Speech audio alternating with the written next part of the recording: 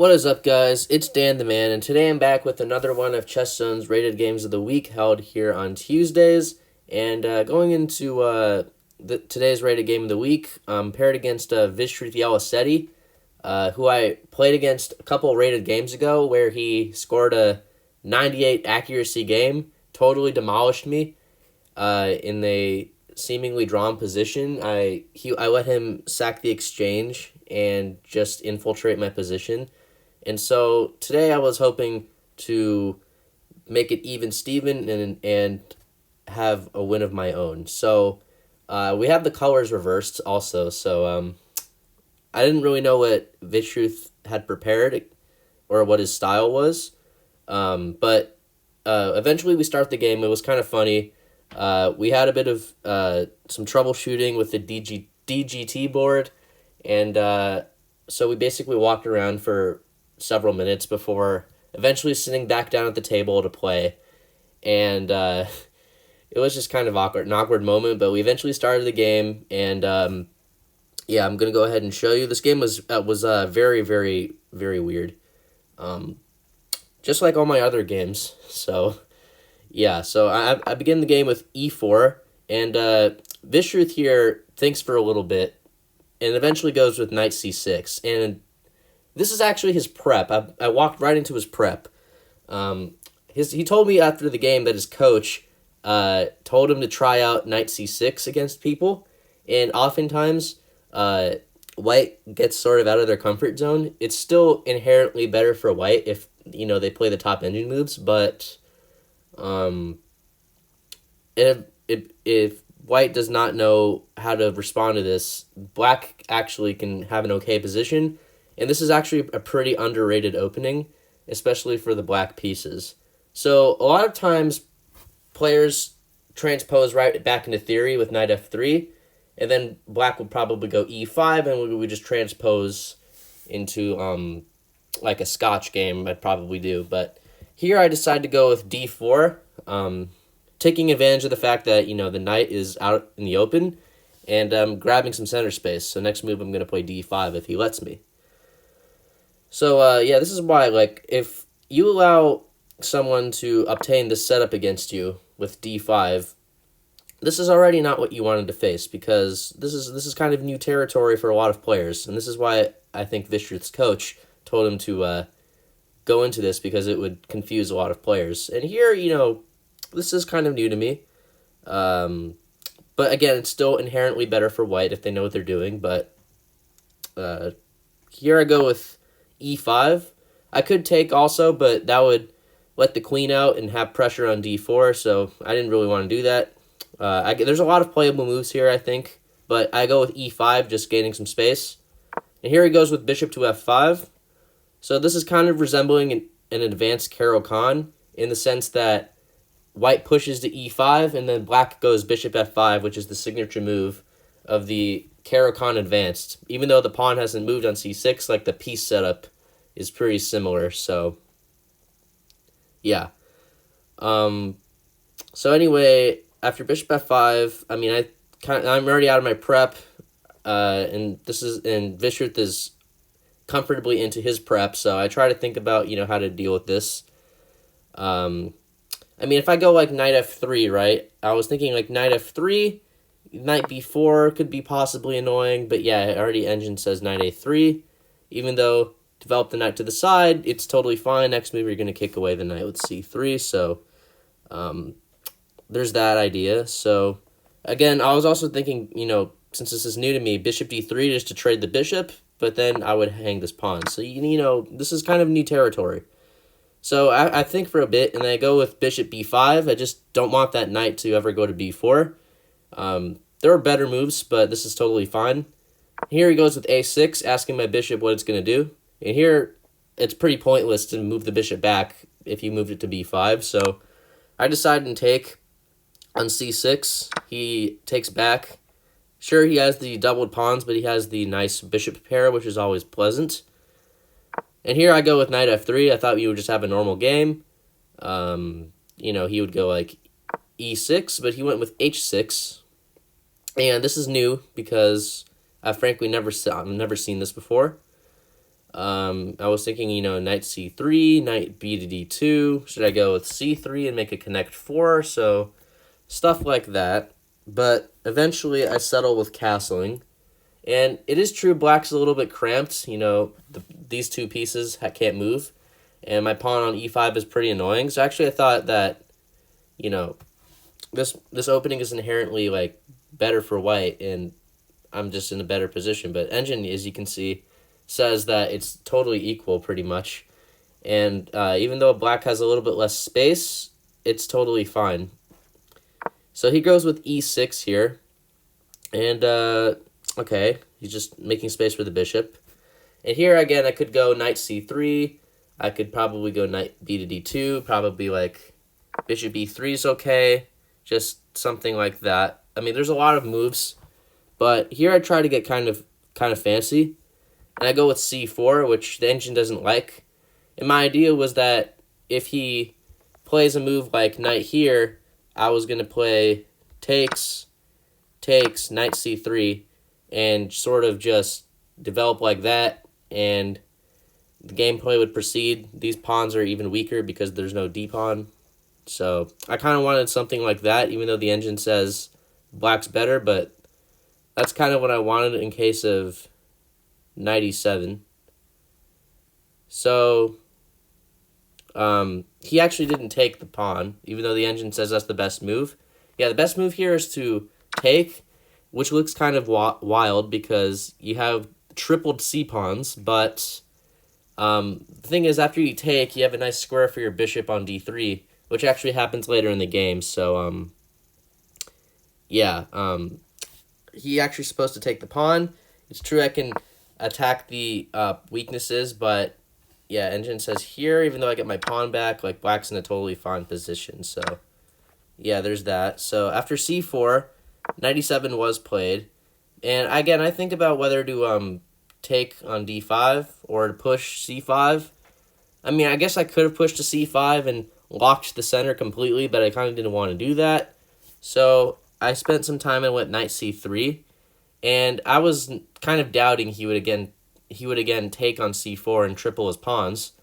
I thought maybe he'd go like, knight g6, and then we would take and deal with the matter that way. So, but he actually surprised me here and took on c4. So, again, he's giving himself the triple isolated pawns, but he is still up a pawn, and the bishop has a nice anchor square on d3 where it can hit my rook.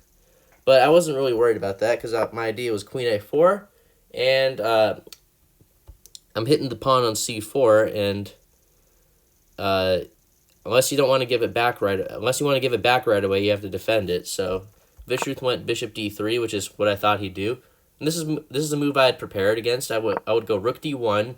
And next move, I'm going to go knight e1, kick the bishop out, and then take on c4. And I like my position because black has a kind of a damaged pawn structure, and they have a little bit less space on the king side. So I kind of like this. So after rook d1, he goes with queen d7, probably giving the pawn on c6 some more support. And I go with knight e1, as I said. I'm just trying to dislodge the bishop from d3 and get my pawn back. So here he went with bishop f5, and I take on c4. So again, I kind of, this is equal, but I felt like I had some good advantages in my position. Here, Vishruth goes with knight d5, so he's a little bit lower on time. But, again, it's not really big of a deal. And this is, again, still his prep, so that doesn't really factor in too much here. So after knight d5, I don't really want to take the knight and help his pawn structure, because he would take with the c6 pawn and have a really good center and have an outpost on e4. So again, I think about how to proceed here. I was also thinking maybe knight a4 to try to put the knight on c5, but then I saw knight b6, and then I was thinking, okay, do we move the queen, and then he takes my knight, and I take his knight, or do I go with trading, but then again, that would help him undouble his pawns. So Yeah, knight takes d5 isn't really good here, so I was thinking about what to do here. But yeah, my knight on e1's kind of awkward, so I just put it right back on f3. And I thought it was fine, but apparently black has a small advantage. And he goes with bishop e7. And here, I go with h3. Again, it's kind of a weird position. I didn't really know what to do. I was thinking maybe how to develop the bishop. I could, I guess theoretically, put the bishop on e3, and I don't think he'd take because I would take back and have a better center, so it would sort of just be keeping the tension. But I go with h3, just sort of preventing bishop g4 at some point. And here I thought Vishruth would castle. I thought he'd castle and it would be a very peaceful game. So, we would castle and then we'd try to figure out both of us would try to figure out how to improve our positions. But here Vishruth declares war and plays the move g5. He is belligerently trying to attack me. And actually, this got me into a long think here. Well, around a 4-minute think, which is actually still quite, considerable. So after g5, I was scared that, he'd go g4 and then just open everything up. So, right. But Engine says, even though, you can just play a normal move, bishop e3, and if they go here, this is actually kind of okay for white because, let's see, rook d2, they can double this. You can double the king is sitting wide open on g1. Wow, this is equal. So rook g8, king f1. I guess it's equal because the center is shut, so you can always run away to the center and put the king there. So, again, very weird position.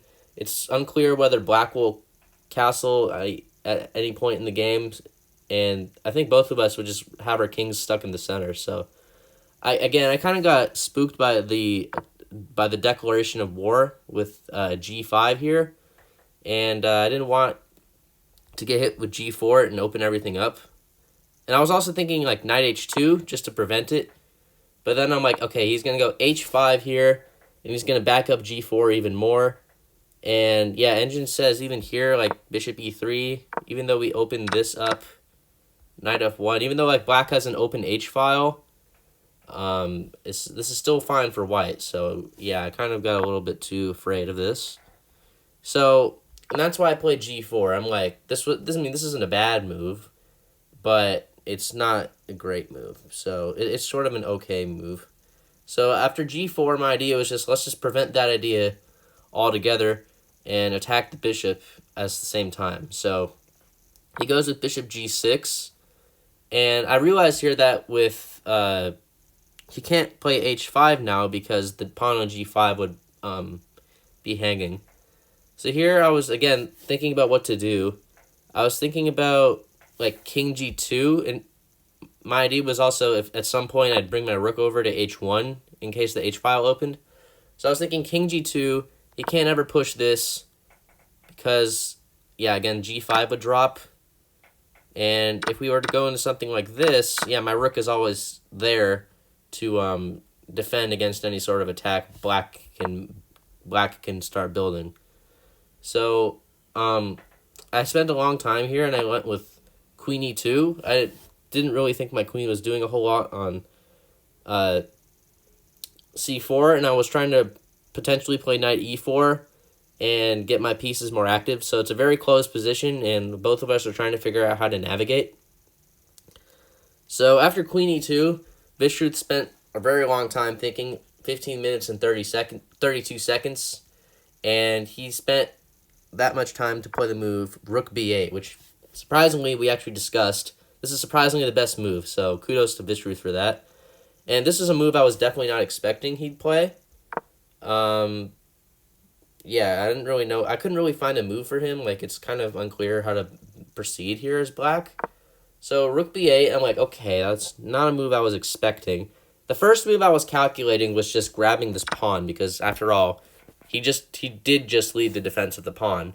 But I thought that was a bit too greedy because I was worried knight b4, queen goes back, and then he'd start attacking my rook. And my rook would be in the line of the bishop on g6. And but this actually isn't scary.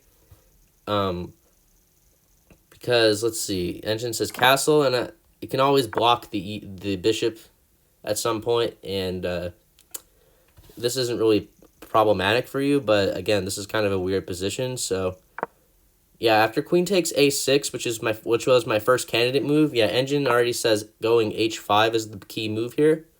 Trying to, even though it loses this pawn again, yeah, apparently, yeah, all the lines are opening toward my king, so I can actually get checkmated if I'm not careful. So my queen actually needed to be on e2 to support the knight. So actually, I might have misplayed it if he went h5. So I didn't want to. Yeah, see, I didn't want to like risk it in any sort of way. So after a long time, I went with knight e4, and I'm like, okay, that pawn's still gonna be there a bit in the long term, and I'm gonna try to centralize my pieces and maybe play knight f6 or something like that. So here, Vishruth goes with rook b5, which is interesting. And again, it's very hard to find a plan here for white. I was thinking that maybe knight c3, but then we would just repeat pretty much. He'd go back, so I didn't really see any sort of progress. Yeah, engine says knight c5, and even though you hang a pawn, yeah, remember the a pawn's still here, so I guess I could have played that, but it's still weird. So after rook b5, I'm like, okay, can't I just attack the rook? And I go with a4, and I'm like, okay, if you go back to b8, then I just got that move for free. But he takes advantage of the square that's left behind and plays the move rook b3. And as you can see, black has a better position because they have some my king's a little bit weak, and there's not really an obvious way to take advantage of his king that's sitting in the center. Now I can't take on a6 because the knight on f3 and the knight on e4 would both be hanging. So I try to think about what to do. At first I wanted to go with rook d3 just to offer a trade, but here I didn't really want to get pinned.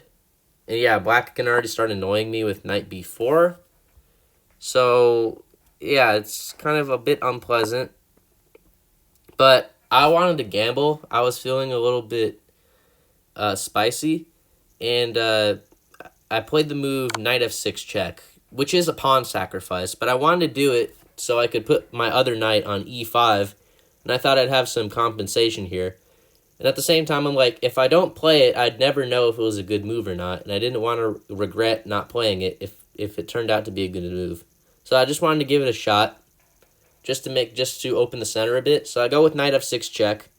That is hanging a pawn. I was aware of that, but my idea is that once the pawn takes, and whichever piece takes back, I'd put my knight on e5, sort of attack black's stuff, and I'd take on a6 at the end of the day because that pawn is still under fire. So if he actually takes the correct way, if he takes with the bishop, this is totally fine, because after the knight takes, knight e5, queen here, yeah, this is about an equal position.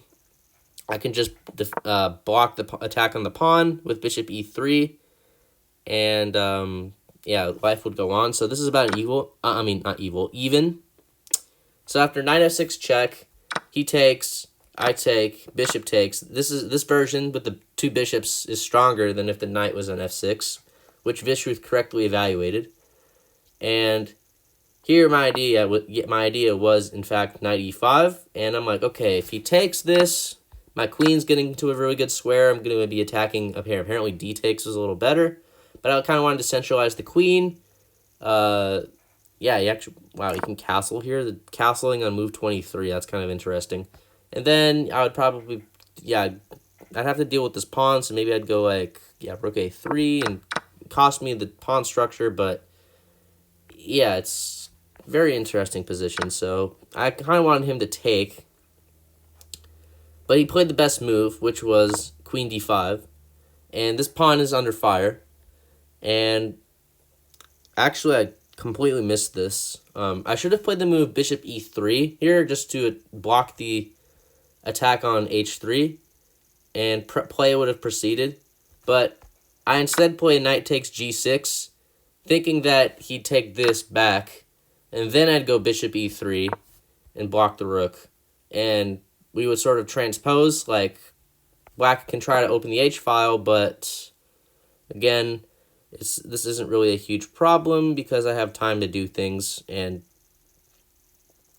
yeah, the engine says rook c1, if takes, and I keep this guy defended, so I should have done that. But again, black's still better, so I guess there's that. So after that, knight takes g6, I realized it right after that Vishruth doesn't have to take back right away and can play this move, rook takes h3. Brilliant move. And the idea is that he's threatening a checkmate on h1, to which I have pretty much one response. Actually, I guess two. And here I go with f3. Actually, f4 is possible as well, but that would let him skewer me after rook h1, rook h2. So f3 I thought was the best try. And he takes back now, and he just won an extra pawn, and my king is much weaker here. So here I go with king g2, and the rook is almost trapped, so I was getting a little bit optimistic here. Here, Stockfish says h5. Wow. h5, giving this up, but again, my king is really exposed due to that vicious rook on h8. So after here, he can win my queen by force after this continuation. Yeah, and when the dust settles, I have two rooks, but my king is very, very weak, and this isn't good. So he went with rook h4, though. He didn't play the Stockfish move. But again, I'm still totally lost, and now this pawn is hit because this pawn on f3 is pinned, so I can't really do too much about that. And I was thinking, like, king g3 to unpin, but I was scared about h5, and, like, this looks terrible for white. So, I mean, I was thinking, like, okay, do we really have to go queen e4 here and just trade into this losing endgame down 3 pawns? Like, I didn't want to really go into that. But, I mean, all moves are pretty much lost because look at my king safety. So, eventually I settle with rook e1 with the idea that if he takes this, I go king f2, and his rook is hanging because I moved out of the pin. And once he saves the rook, I'd take on e6. Like, if he moves here, I'd take on e6 and try to salvage this endgame. So I'd try to do something like that. And if he goes like bishop takes d4 here, then I'd, block like this. And if he takes, I'd take, and I'm still much worse, but I'd try to survive here because I'm sort of taking out black's powerful pieces. If they try to go with, I'm actually threatening a queen trade here, and black's king is a little bit weak, so there's an opportunity to mess up here if you're not careful. So that was sort of my hope chess, but Vishruth has no rush to play rook takes g4, and he plays king d7, just defending the pawn, and now I really have to worry about it because I didn't deal with it last time, and he stopped my threat. So, again, I really don't want to go here. That looks terrible. I mean, and this pawn's also hit, so, like, everything's falling apart. So I try to go with rook h1. That doesn't really do too much because he takes on g4. I go with king f2. And again, I was hoping he'd take this, and he'd take this. I'd take there. And I'd maybe get some counterplay with putting the rook on d1. But even here, black can go rook d4, which is like the only move.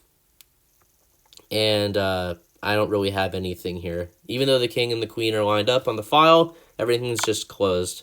And I can't really attack. So, king f2, he goes with rook h4, and I really don't have any moves here. So I decided to take it and try to defend my pawn, but he's just up 3 pawns, and my king is totally weak. So he goes with a5, no need for that. He didn't want to get his pawn captured. So here I go with rook c1. It's pretty hopeless here. Bishop e7, queen c2. hitting the pawn on g6, potentially. He goes with rook f8, not even caring, because this is more important. And I have to pretty much go back. I guess f4, but then, yeah, g5 looked really bad, so I didn't really want to go into that line. So queen e2, I have to pretty much go back where I came from, g5, rook g1, bishop d6, eyeballing a check on g3. I go with rook g4, maybe trying to go with rook e4. He goes with rook f5, and I actually can't play rook e4 because I would hang the rook because the pawn on f3 is pinned, so I was just setting up for the future maybe. So I go with king g2 with the idea to unpin and put the rook on e4 next. But here he just goes with h5, rook e4, and then he goes with g4, and like literally everything is falling apart like dominoes. This pawn is hit so badly, and once that pawn falls, the rook's gonna fall and everything with it. So here I go with queen d3. I have very little mobility here. So he goes with rook takes f3. Everything's just collapsing here. It's forced mate according to the engine, because queen's aligned with the king. The rook, if the rook moves, then that allows discover check. If the bishop moves, I hang the queen. If the queen moves, I'd hang the rook or the bishop, depending on what black plays here. So I can't really move anything. Black also has an avalanche of pawns on the king side. So yeah, I'm pretty much toast here. So I go with king g1, and here after queen f5, I decided to call it a day and resign the game because this is just brutal. So if you take a look at the accuracy, it was 81 to 93, and yeah, I just walked straight into Vishruth's prep in the knight c6 on move 1. So for the future, I guess I'm going to transpose into traditional chess and play knight f3, looking to play like a Scotch game or whatever. But yeah, going into his prep with d4 and then d5 and all that, it just led me never to have an advantage this game. And yeah, he just cooked me, just like in the last game. Just outplayed me and never had an advantage. And yeah, it's pretty much what I have to say about this game. So I mean, I'm not too upset about this because I just got outplayed. I mean, I guess I should have seen rook takes h3 instead of taking back. But even if I did see that and went bishop e3, I still would have been in a worse position and probably would have went on to lose the game. So in short, I would have probably lost the game even if I played optimal chess after that. So yeah, stuff happens. I just wanted to go to the rated game because I'd be going back to school soon, and I couldn't really play in Georgia events, so that's the main reason why. And yeah, if you guys like this game, let me know in the comments. Vishruth is on fire, and yeah, let me know what you thought of the game. I'll be sure to post any events I play in the future on the channel, or in the near future. And yeah, have a great rest of your day or night.